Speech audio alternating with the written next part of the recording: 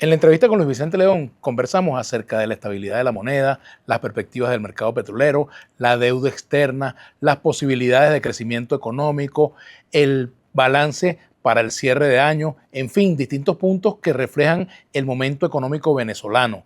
Una visión optimista que la van a poder ver en la entrevista. ¿Qué tal, queridos amigos? Hoy nos acompaña en la entrevista Luis Vicente León, economista, presidente de Data Analysis. ¿Cómo estás, Luis Vicente? Muy bien, encantado de hablar contigo. Igualmente. En una palabra, ¿cuál es el estado de la economía hoy, si tú fueras el médico de la economía? Bueno, eso es un enfermo crónico con muchísimos años de complejidad, pero creo que con oportunidades de salir adelante. Creo que quizás el mensaje nuevo con respecto al pasado no es que haya cambiado, el enfermo sigue ahí y la enfermedad está ahí y todavía está sintiendo todos los síntomas, pero conseguiste una cura y hay probabilidad de que te la den. Ajá. Entonces, Ahora, Luis creo que eso es Vicente, mejor. dentro de ese diagnóstico, ¿cuáles son las cosas que se pueden superar, que se pueden corregir en la economía y cuáles no? ¿Con cuáles hay que acostumbrarse a vivir para siempre? Yo creo que uno de los elementos, digamos, más importantes es el ingreso. El ingreso venezolano estaba completamente destruido, el ingreso nacional estaba completamente destruido. Tú no puedes exportar petróleo, tenías sanciones que te impedían venderlo en el mercado internacional a un precio justo, tus costos estaban absolutamente divorciados del ingreso. Eso se va a resolver. Es decir, tú vas a tener incluso este mismo año un ingreso superior, muy superior al ingreso que tuviste el año pasado. El peor escenario petrolero del año 2026 te duplica el ingreso con respecto al año anterior. Entonces, y si vemos incluso en un escenario conservador, de estancamiento, que no tiene grandes inversiones, o sea, un escenario que se te mantiene el status quo, pero con la capacidad de colocación en el mercado occidental, ese ingreso va a ser suficientemente alto como para que cambie el perfil económico del país. ¿Y le va a llevar algo a la gente en los bolsillos eso? Sí, yo creo que sí. Lo que pasa es que entonces ahí viene el tema central, que esos elementos toman tiempo. ¿Por qué? Porque no toma tiempo que te llegue más dinero, toma tiempo que tú te des cuenta. ¿Por qué? Porque cuando tú tienes un problema tan crítico de ingresos como el que tiene el venezolano, si yo te duplico el nivel de ingresos, de todas maneras, tú no puedes cubrir todas las necesidades, no puedes comprar todo lo que tú necesitas, no puedes mandar a tu hijo donde él eventualmente quisiera estudiar. Es decir, tú subiste tu ingreso, sí, pero resolviste el problema de fondo. No, porque la brecha es muy amplia. Entonces, tú subes y si yo voy a encuestar a una persona que le subieron el sueldo al doble y le pregunto, mira, ¿cómo es tu ingreso con respecto a tu gasto? Una porquería. ¿Pudiste resolver tu problema concreto de vida? No. ¿Cubres tus necesidades? No. Entonces, fíjate lo que pasa, que cuando el economista te dice, mira, aumentó el nivel de ingreso familiar en tanto por ciento, el que lo oye lo que le da una rabia horrible, porque él lo que dice, ¿qué? ¿Cómo me está diciendo que me subió el ingreso si yo voy para el supermercado y no puedo comprar nada? No, sí te subió el ingreso, pero tú de verdad tampoco puedes comprar mucho con este nuevo ingreso. Y eso hasta que se consolida, hasta que tú realmente puedes tener un aumento de ingresos nacionales suficiente como para que drene y ajuste de manera significativa la capacidad de compra de los venezolanos, pasa mucho tiempo. Ok, ¿y qué es lo que no se puede remediar? Por ejemplo, ¿la inflación es irremediable? No, la inflación. ¿Y qué sería irremediable en la economía La venezolana? inflación no es irremediable. De hecho, si tú lo miras, luego de haber tenido hiperinflación, Venezuela tuvo un periodo de casi año y medio de estabilidad cambiaria y precios bastante controlados. O sea, no podías comprar las cosas, pero no estaban subiendo de precio. Es decir, no había resuelto el problema del ingreso, pero sí había estancado o estabilizado los precios. No, yo creo que lo que no vamos a poder resolver, por lo menos en varios años, número uno es la desconfianza en la economía. Es decir, como dicen en mi pueblo, cuando te picó una culebra, Bejuco te para el pelo. cualquier bejuco te asusta. Ese proceso requiere también mucho tiempo, ¿no? Tú puedes hacer muchas cosas, subir el ingreso, meter inversiones petroleras, etcétera, y reducir la brecha cambiaria. Pero aquí está la idea de que, oye, yo pasé año y medio con la cosa estabilizada, parecía que todo estaba resuelto y de repente, ¡pum! Y me agarró con los pantalones abajo, con deudas en la calle, en bolívares, que cuando me lo o en dólares, pero en dólares oficiales, cuando me lo fueron a pagar, perdí hasta los pantalones. Entonces, esa cosa ya está aquí y demora mucho tiempo. No es que no se pueda resolver, pero demora mucho tiempo tomando acciones concretas y resolviendo problemas por demasiado tiempo. Antes tú vas a tener esa cosa, esta sensibilidad muy metida en la psiquis de los venezolanos. Y lo otro... ¿El Bolívar es recuperable, Luis Vicente? El Bolívar que nosotros conocemos, no. Es una moneda que perdió justamente vínculo, porque al final es la misma pregunta. Cuando tú hablas del Bolívar, estás hablando de la confianza. Uh-huh. Estás hablando de la moneda sirve o no cuando cumple 3 condiciones. La primera, que es un mecanismo de intercambio. Es decir, que yo la uso para cambiar, para comprar. Voy para el supermercado, para la farmacia, voy con esa moneda a comprar. Cuando tú tienes esa moneda y hay gente que te dice, mira, yo prefiero que me pagues con otra cosa, ya de entrada está dañada su capacidad de intercambio, de compra. La segunda función es la función de ahorro. La función, si yo tengo una moneda, para que la moneda tenga realmente valor, es que yo puedo ahorrar en esa moneda, voy a ganar intereses sobre esa moneda y cuando yo al final la vaya a usar, va a valer lo mismo más de lo que yo tenía cuando ahorré. Entonces, es una moneda de reserva de valor. El Bolívar perdió su capacidad de reserva de valor hace mucho tiempo. ¿Y es posible crear una nueva moneda, un nuevo Bolívar, o tenemos que aterrizar en los brazos del dólar? No, sí puedes. Tú puedes hacer una dolarización en efecto, es una de las propuestas que siempre va a existir en una economía. Y ha tomado mucha fuerza. Lo que, por cierto, no tiene unidad de criterio. No todos los economistas van a estar de acuerdo con un proceso de dolarización, porque así como tiene unas ventajas, que en efecto las tiene muchas ventajas, entre otras cosas, la presión por la disciplina fiscal. Si tú tienes una dolarización, tú no puedes generar dólares falsos o dólares adicionales o no puedes financiar el hueco fiscal con unos dólares que no generaste. Los tienes que generar para meterlos en el hueco. Entonces eso hace que la inflación se acaba la máquina, se acaba la presión inflacionaria, se estabiliza el tipo de cambio y reduces la brecha cambiaria. Bueno, con todo eso que te he dicho, te vendí esa Miss. Y tú dirías, bueno, pues vamos a casarnos con ella. O sea, con toda esa ventaja maravillosa que acaba de decir, ¿por qué no? Ah, bueno, porque tiene mal carácter. Ella es bella, es chéverísima y no sé qué. Pero si tú te la imaginas para casarte en 20 años, tiene un carácter terrible. No, ya en 20 años tiene 20 años más. Sí, entonces lo que hoy te parece tan bueno ya no está tan bueno. Dentro de 20 o 30 años vas a tener un problema. Aquí ni siquiera van a pasar 30 años. ¿Qué es lo que pasa con la dolarización? Lo que pasa con la dolarización es que justo lo que es positivo para la estabilización es negativo para enfrentar una crisis. Porque yo, cuando tengo una crisis, por ejemplo, de precio del petróleo en un país petrolero, si yo tengo una crisis que se me viene abajo el precio, y en Venezuela se te puede venir abajo a la mitad o a una tercera parte, tranquilo de la vida. Lo hemos porque visto. Hiper volátil ese precio. Si a mí se me cae el precio del petróleo, que es mi fuente de ingreso fundamental, supón que yo recibía 30.000 millones de dólares o 25.000 millones de dólares de ingreso petrolero y me baja a 12.000 millones de dólares.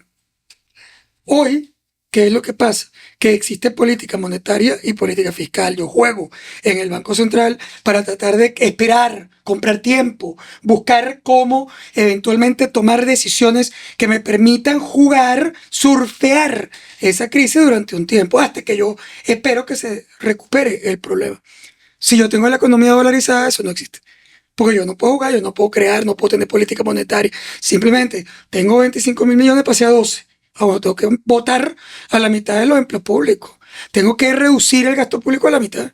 Tengo que, tengo que ver cómo negocio los presupuestos de las universidades, de los hospitales, etcétera. Porque no tengo, o sea, como no puedo jugar, porque yo tengo, solo puedo gastar 12 mil millones de dólares. En cambio, si yo tengo política cambiaria, yo con 12 mil millones a lo mejor puedo jugar como si tuviera 20 o 18. Claro, eso también tiene costos.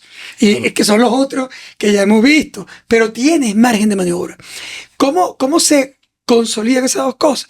Esas dos cosas se consolidan cuando un país que dolariza crea un fondo de estabilización. Tiene un ahorro grande y con ese ahorro hace la política. Bueno, no tengo política monetaria porque no puedo generar dólares, pero tengo unos dólares ahí guardados que me permite, oye, no voy a votar a la gente, le voy a pagar, pero le voy a pagar de la cuenta de ahorro que tengo en dólares. Pero en Venezuela, ¿qué cuenta de ahorro? Si nosotros lo que tenemos nosotros son deudas, no activos. Nosotros le debemos a cada santo una vela. Así es. Entonces, como no lo tengo, el margen de acción de un banco central en una dolarización, en medio de una crisis de alta inestabilidad, es muy alto. Ahora, yo sí puedo crear un bolívar nuevo. Un bolívar, a lo mejor le cambio el nombre al bolívar. Pero sí puedo crear una moneda sólida que, por ejemplo, Perú lo hizo, Brasil lo hizo. El real. Que es una moneda nueva, distinta, que de alguna manera... ¿Qué nombre le pondrías tú? Cónchale, la verdad es que me agarraste desprevenido. El estabilizador. No sé, de verdad que al final es una broma, pero es irrelevante. Lo relevante es que esa moneda pueda rescatar confianza. Luis Vicente, la deuda externa, que es otra de las grandes tragedias venezolanas, porque se habla de una deuda de 200.000, hay quienes hablan de 240.000, no se sabe el monto y nadie te lo dice. No hay un organismo oficial que te diga el monto de la deuda es tanto. Y se está hablando de refinanciarla. ¿Es momento de refinanciar la deuda en este momento, de reestructurarla, renegociarla? Mira, ¿se puede renegociar deuda y atender emergencia humanitaria? Sobre el primer elemento, yo te diría que no te pueden dar una cifra porque no la saben. No la sabe nadie. Cuando tú comienzas un proceso... O sea, como el borracho que va para el bar, gastó y no sabe cuánto gastó. Sí, es que tú... ¿Cuántos tragos se tomó? Tú tienes deudas de muchísimos tipos. Y claro, tú hay algunas que las puedes medir perfectamente. Nosotros sabemos cuánto debemos en Nueva York, en bonos de la República y en bonos de PDVSA. Eso lo sabes perfectamente. ¿Por qué? Bueno, porque están completamente, son papeles que tienen valor facial, que están inscritos en la Bolsa de Valores de Nueva York, en Wall Street, y que tú las puedes sumar y sabes que son alrededor de 60.000 millones de dólares. Eso lo debemos. Más una gran inquietud que son los intereses de mora. Ahí digo que son un signo de interrogación. ¿Por qué? Bueno, porque cuando se hacen reestructuraciones, a veces no te pago los intereses o negocio contigo se llama haircut, que es un corte de pelo, o sea, cuánto me va a dar descuento, etc. Entonces tampoco sé cómo, yo sé cuánto debo, lo que no sé cuánto voy a pagar. O sea, porque yo cuando vaya a pagar, te voy a negociar el pago y no te voy a pagar todo. Claro. Eso lo puedo hacer en la deuda de bonos, sí. Pero luego tengo una deuda que es la deuda multilateral.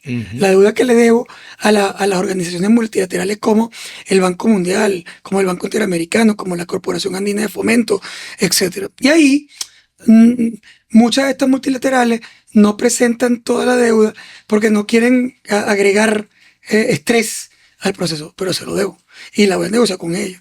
Y después tienes la deuda de los juicios y los arbitrajes en los que hemos participado. Entonces nosotros tenemos deuda de, por ejemplo, el arbitraje de las empresas mineras que recibieron concesiones y después las sacaron a patadas y no le reconocieron sus procesos, etcétera, y nos demandaron en Nueva York, nos demandaron en Londres, y ahí en muchos de esos procesos ya perdimos. Claro. En los arbitrajes o perdiste el juicio y ahí debes decenas de miles de millones de dólares. Y luego tienes básicamente la deuda comercial, que es la deuda, y ahí es donde está el hueco negro.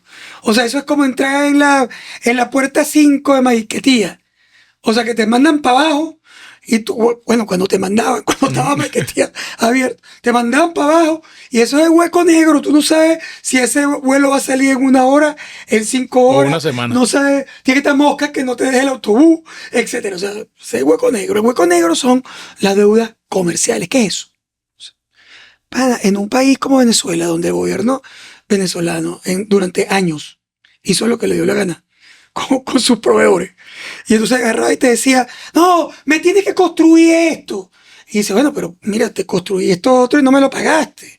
Y dice, bueno, más vale que construya esto porque Pues si no te pago lo si no te pago lo otro. Y el otro seguía. Y dice, no, pero me tienes que pagar porque si no me va a quebrar. Y entonces, bueno, te tiro una facturita por ahí, por allá. Pero cuando ibas creciendo, llegaba un momento en que explotaba y ese cliente te decía, ese proveedor te decía, no, yo no más, pana, si quieres no me pagues, pues yo no, hasta aquí llego, yo no puedo seguir, pues me voy a quebrar o tengo una deuda incobrable. De eso hay, o sea, miles en el mercado. Y entonces por aquí son 10 millones, por aquí son 2 millones, por aquí son 50 millones. Eso sin hablar. Y eso son las deudas con PDVSA, la deuda con la electricidad, la deuda con la CBG. Ahora, un país con una economía con esa característica, con esa deuda de ese tamañote, un país así es recuperable, sin pagar la deuda. Sí. Aquí te cuento la historia de un señor que debía un montón de plata a otro. Y bueno, no lo pagaba porque no tenía plata o lo que sea, o a lo mejor el tipo no era serio, no lo sé. Pero entonces, uy, el tipo no dormía y no dormía y no dormía. Y la mujer le dice, pero ¿por qué tú no duermes? ¿Qué es lo que te pasa? Y él finalmente le cuenta que tienen esa deuda, ¿no? Y suena el teléfono del tipo para cobrarle y atiende la mujer. Y le dice, mira, fulano, ¿sabes cómo es la cosa? Que aquí el que no va a dormir eres tú.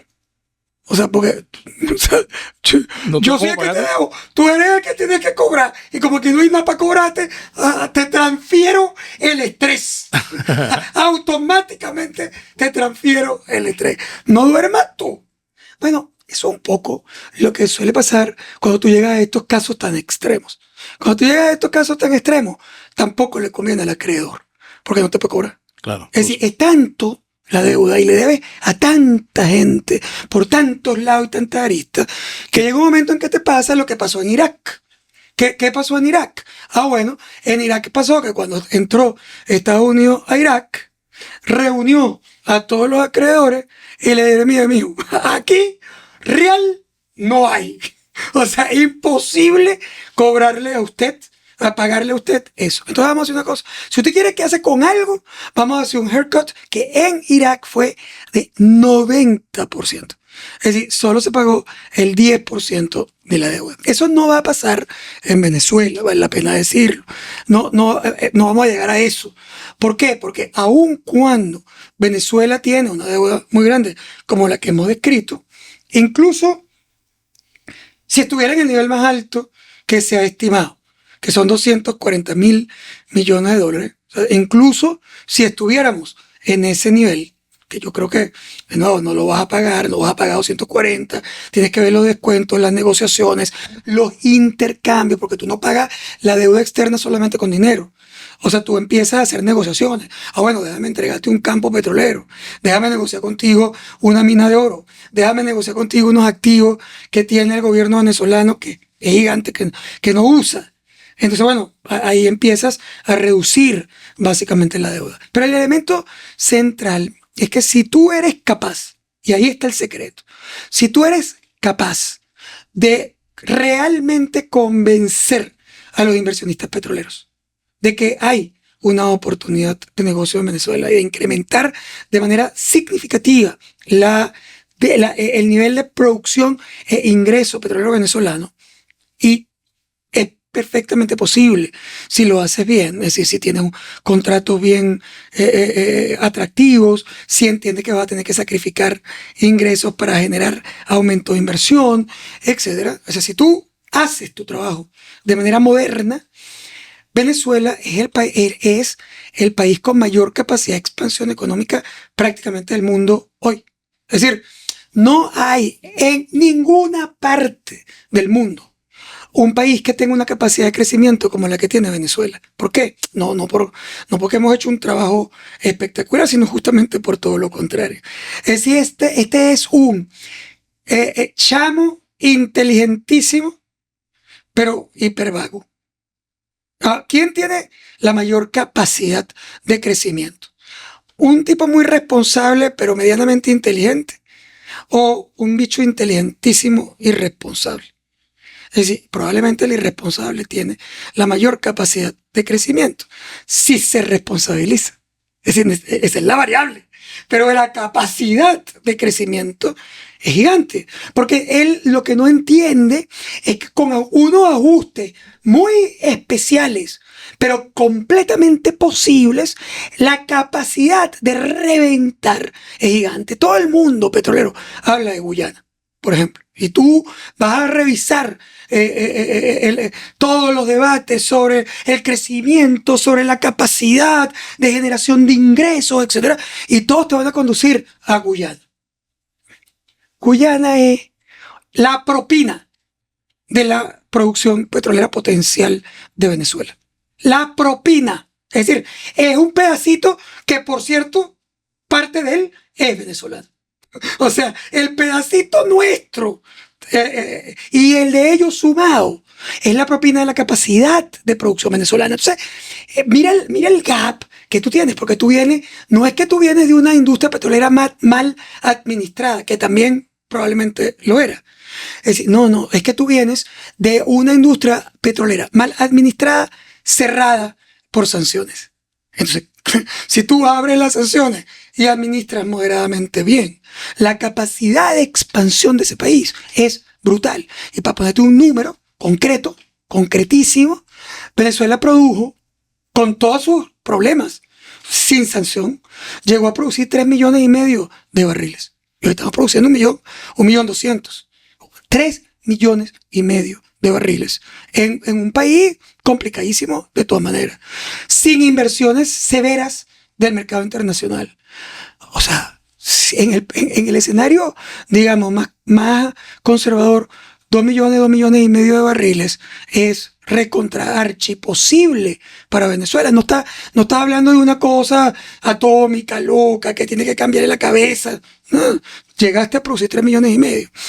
Si tú produces 2,5 millones de barriles, 240 mil millones de dólares de deuda, en porcentaje de lo que va a ser el PIB de Venezuela, es menor que la mayoría de las deudas de América Latina.